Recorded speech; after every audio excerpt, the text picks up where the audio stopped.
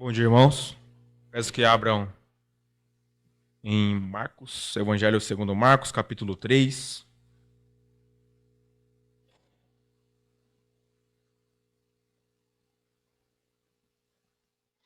Evangelho segundo Marcos, capítulo 3. Nós vamos ler do verso 1 até o verso 6. Eu vou ler e peço que os irmãos me acompanhem.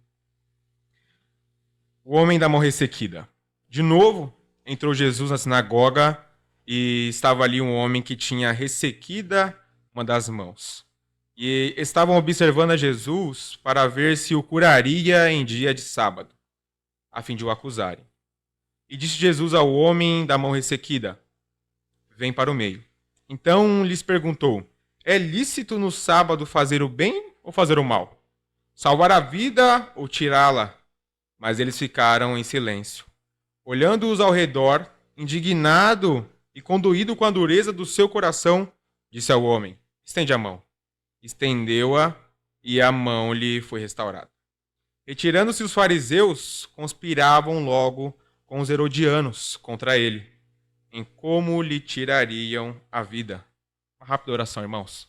Deus de graça, Deus de misericórdia, mais uma vez aqui na tua presença, a sua palavra foi lida, Senhor. Nós o glorificamos por essa manhã de domingo, mais uma vez estamos aqui reunidos em teu nome. Que o Senhor possa nos dar discernimento, sabedoria, compreensão da sua palavra, que possamos compreender as aplicações, as verdades práticas que aqui estão guardadas e que possamos praticá-las. Essa é a nossa oração como igreja a Cristo. Em nome de Jesus Cristo. Amém. Amém? Por volta do ano de 2018, um jovem missionário norte-americano, ele decidiu então fazer uma viagem missionária sozinho. E essa viagem missionária ela acabou rondando o mundo e a sua história, e até hoje perdura, porque, na verdade, acabou num desfecho trágico, pois esse jovem ele falece, ele morre, ele é assassinado. E toda, como posso dizer, a polícia, ela não conseguiu dar um certo adiantamento, um desfecho para esse caso, então não temos o corpo, não temos nada em relação a isso, não teve um desfecho, não teve acusadores, não teve quem pagasse por esse crime. E houve diversos jornais que comentaram um pouco sobre essa missão, e um dos jornais dizia a seguinte matéria: John Alexal estava obcecado em converter ao cristianismo uma tribo que vive isolada. Tá certo aqui que não foi um cristão que escreveu essa matéria, né?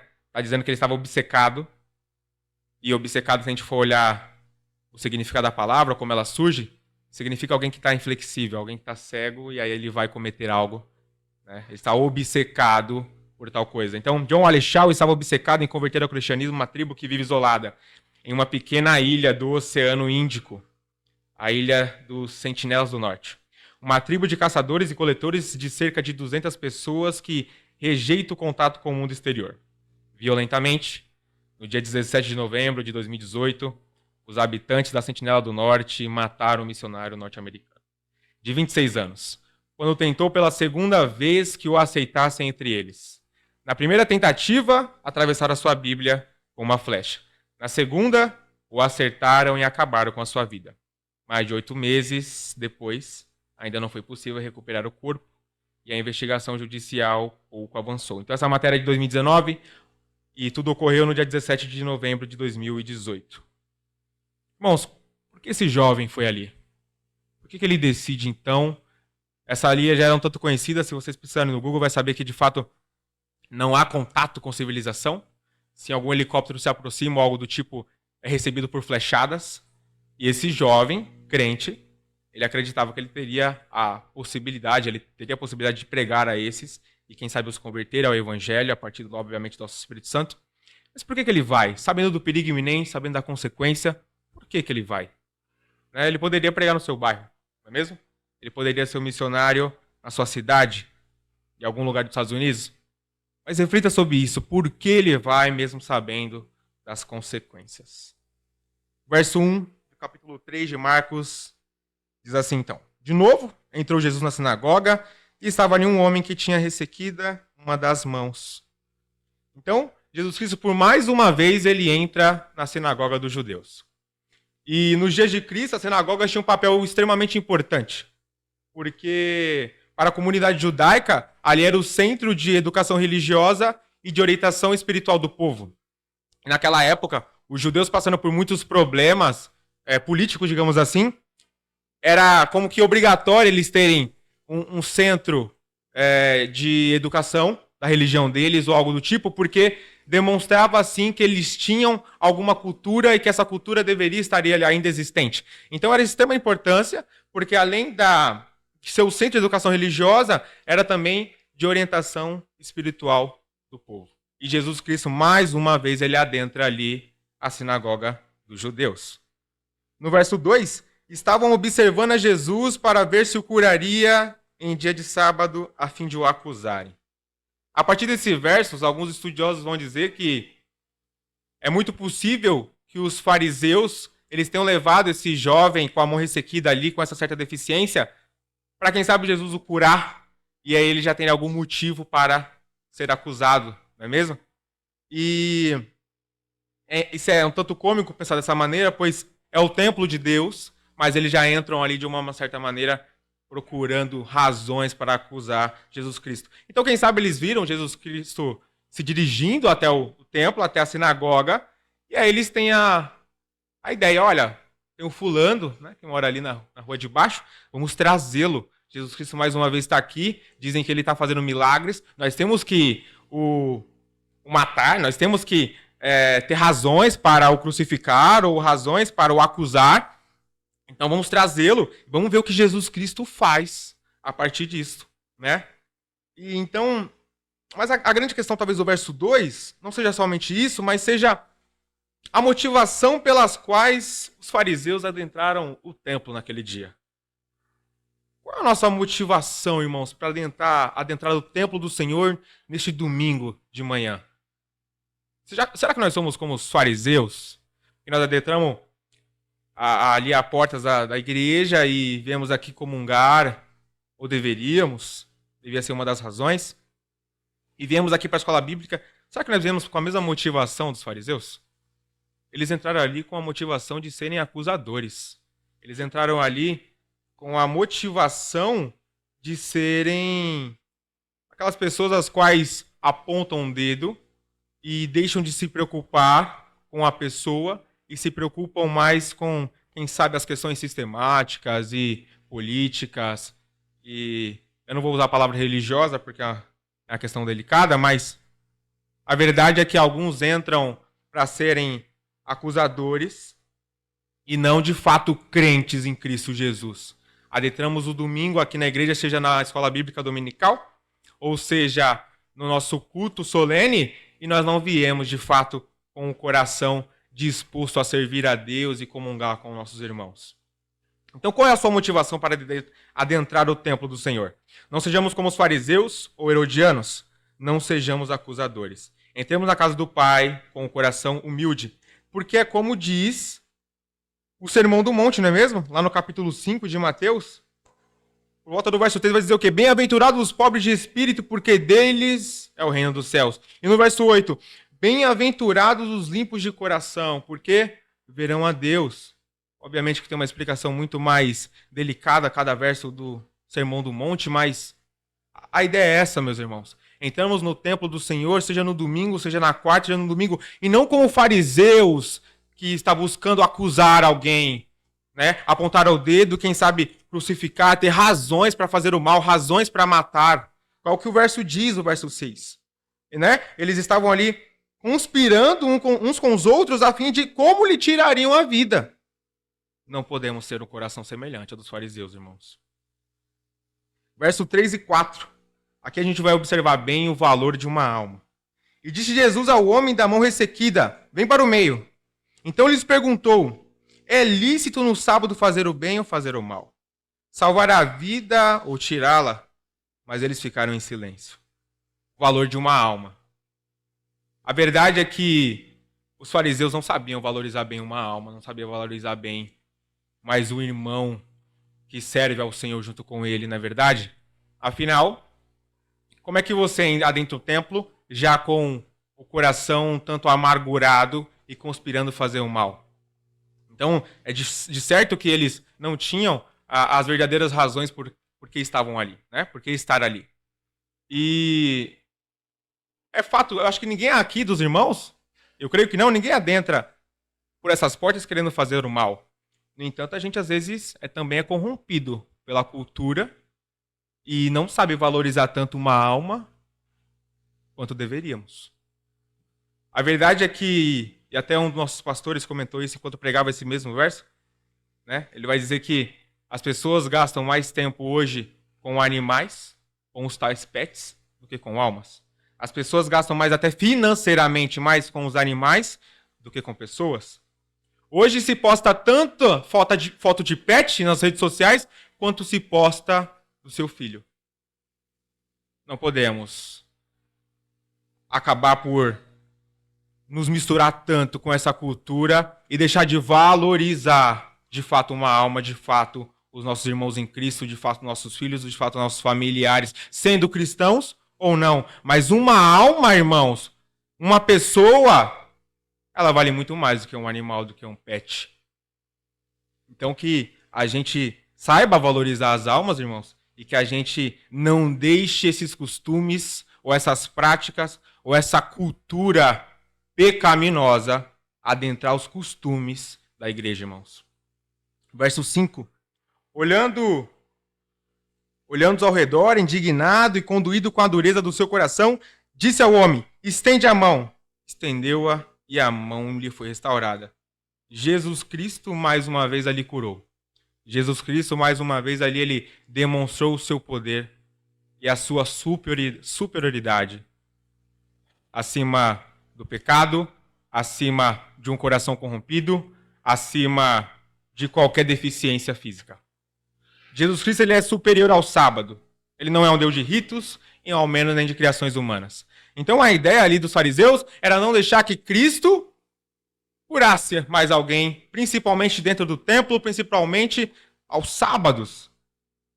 E a verdade, irmãos, embora Cristo tenha instituído no Antigo Testamento, Deus tenha instituído no Antigo Testamento o sábado para ser o dia do Senhor, embora ele tenha instituído os 10 mandamentos, a verdade é que os judeus, eles introduziram mais algumas dezenas de preceitos, e com isso eles se achavam então superiores a qualquer outros, e obviamente eles não entendendo a divindade de Cristo, eles queriam fazer mal a ele, crucificá-lo, mas a verdade é que Cristo é o próprio Deus e que Cristo ele está acima de ritos, ele está acima de criações humanas, ele está acima de qualquer centímetro ou milésimo de segundo que seja de expressão humana, ele está acima, e não importa que os judeus tenham instituído alguns preceitos a mais, mas Cristo ele não se rende a isso. Mais uma vez ele cura.